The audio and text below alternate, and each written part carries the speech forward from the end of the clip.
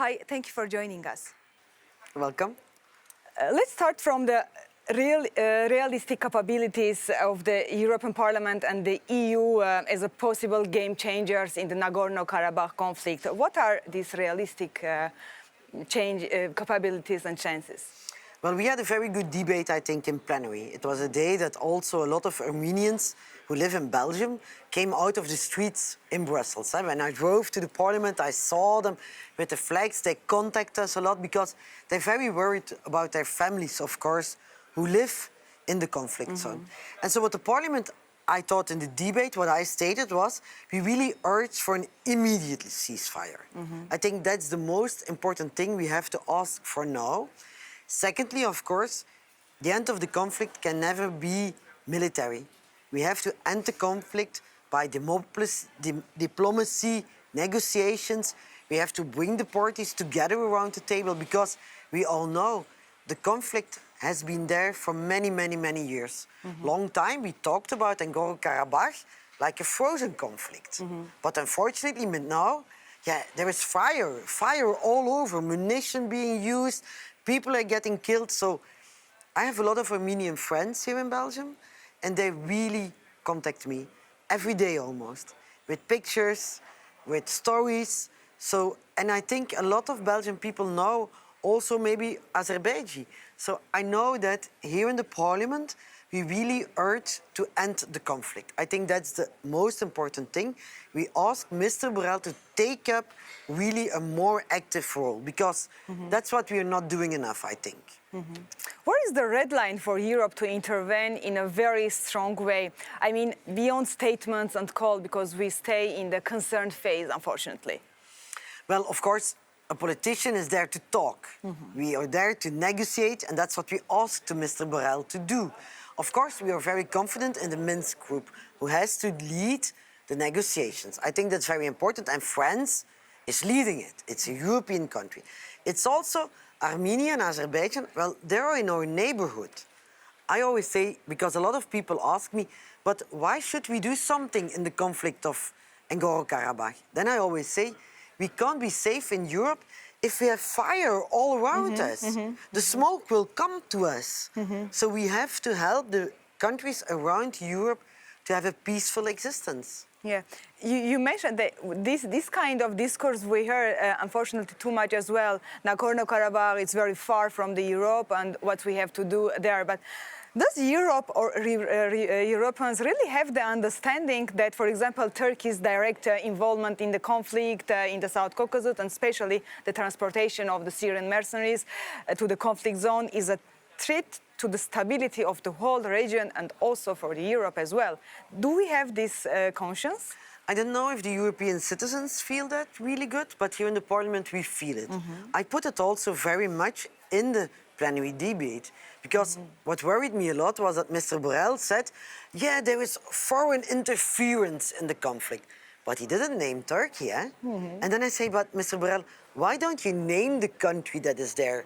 Because we debate about Turkey many, many times here. We debate about Turkey in the conflict about migration. You remember that? We give him actually the keys, we give to Erdogan the keys to enter Europe, and he's blackmailing us all the time with that. Europe proposed a very positive agenda to Turkey, I think. But what Turkey now is doing, and it's on different fronts, it's not only in Nagorno-Karabakh, but it's also what they're doing to Cyprus. It's on many occasions. They're really testing the limits of Europe. How far can we go?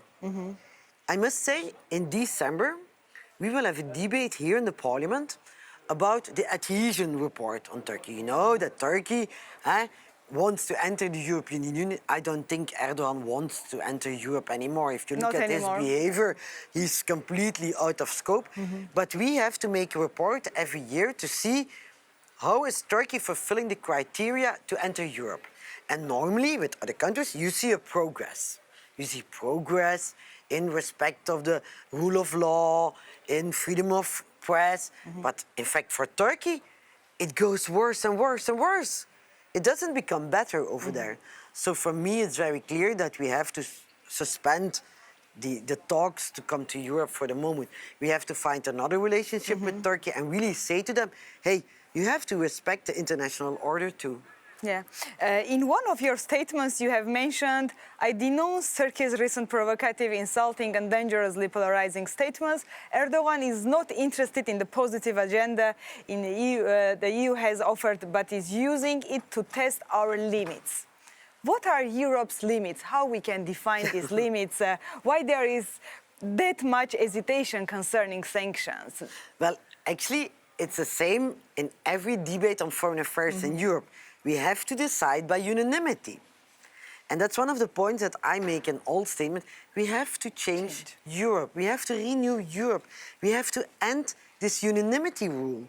Because deciding with all countries together, you always have neighboring countries, who take a part, who take a side, who choose a side. So I think if we want to be stronger on the geopolitical in the world, actually, we have to change ourselves. We have to look in the mirror and say, hey, we have to end this unanimity rule. Otherwise, they will play with our feet.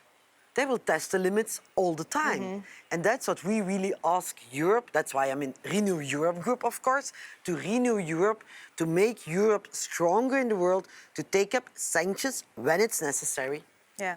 Another statement by you in the social media which catch my attention was that you wrote that the EU must strengthen its foreign policy presence to defend its presence in the new geopolitical era. Continuing the same idea, I would like to ask, where do the interests and values clash in the EU? Because it's obvious that sometimes we have a clash of European fundamental values and interest, political, economic, and whatever it is. Do Europe's action match with its values in these days? In other words, how do you evaluate the credibility of Europe and its values? Well, for me, it's very much of importance. I think that's what we are known for. We fought for that. There are people who were killed to respect the values. So for me, it's very important. Just recently, I think 1 week ago, a report of me was voted in Foreign Affairs, stating how did Corona change the world. And there we also say that some leaders in European countries, even in European countries, use Corona, to push back the values. And that we cannot accept. So we have to always defend our values in Europe, and of course also try to export them. I always say it's the most valuable export product that we have, to export our values so that people can live in free and fair societies. Yes. You mentioned that in Europe, and namely in Belgium, Armenians protest with their flags calling for the peace and also for recognition of Karabakh. Armenians both here in Europe and around the world are trying to bring the attention of the international community that the ongoing Turkish-Azerbaijani aggression against Nagorno-Karabakh and in some cases even the Republic of Armenia is an existential threat for Armenians. But this is actually an attempt to complete, and also this is an attempt to complete the Armenian genocide undertaken by Turkey a century ago. Is this warning being heard in the EU in a very serious way? I think so. I think so, really. I must say that the last weeks we're really talking a lot about NagornoKarabakh. I have a lot of contacts. I also spoke to the ambassador of Armenia already twice. I spoke to the ambassador of Azerbaijan. Also, of course, both sides contact us, and that's necessary. Yes. Because, we have to bring both parties to the table to find a solution. Europe cannot push it through like that. We don't have the competences to do so. So we hear different parties. I also have a good contact with the ambassador of Turkey, but there you feel that Turkey always is looking for an explanation, which is not an explanation. You mentioned that you had a conversation with the Azerbaijani ambassador. I wonder that. Do you have any kind of conversations to bring to the table, for example, the monitoring mechanisms? We talk about these mechanisms now much more than before, because that was one of the propositions of the Minsk group. But we know, unfortunately, that there is a continuing refusal by Azerbaijan to install this. Do you have any kind of explanation from that side? No. Unfortunately not. Yeah. What really was a main subject in the beginning of the conflict was also what can Europe do on emergency aid, because that I think we are very strong to do that. Europe is very strong on sending emergency aid when people are suffering, and that we did, luckily. Yeah. And so that was for me one of the first steps I had to push forward, because we all know that negotiation and solution will not be there in 2 days, but emergency aid can be there in 2 days and can help a lot of people. So for me, that was in the beginning of the conflict, really very important. So I was very happy that Europe took actions in the beginning to send that emergency aid. But now I'm really pushing, and we're sending letters to Borrell all the time, posing questions all the time, to take up a more active role. Yes.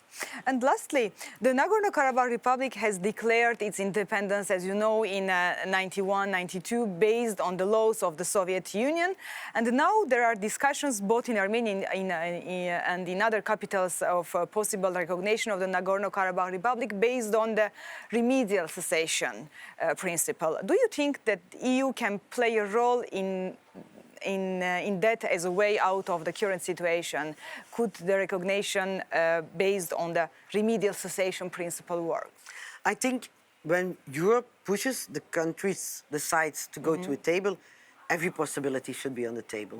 We should not make a decision in advance. I think the most important role that Europe has to take up, bring the parties together, put different solutions on the table, and that's one of them. That's one of them. I don't know really in detail what's the difference between the both of them, so I can't pronounce myself on that. But I always think when you go with the partners on a table, you have to be open and frank. You have to put everything on the table, because otherwise it's like a fire. Eh? When you try to put down a fire and you leave a little bit of fire over there, well, in a few days the house will be burning again.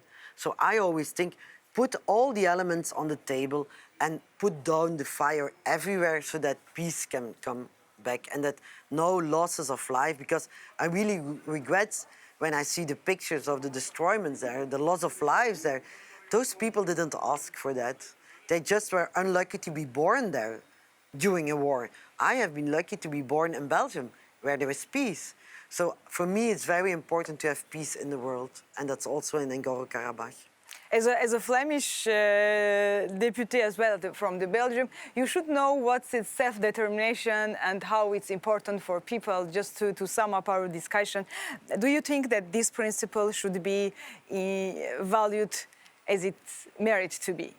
But I think it is. I think it is. I think in a lot of... Because unfortunately today we have three principles in the Minsk group. It's a peaceful solution, self-determination and territorial integrity, but both of these principles are violated in a very strong way. But that's why I say, I think Europe, I really am pushing, because that's the only thing I can do. I can only push Mr. Borrell and Europe to take a more active role so that the peace can become again there in Nagorno-Karabakh. That's for me the most important thing, and I will always push for that peaceful solution. Thank you very much for your participation. You're welcome. Thank you.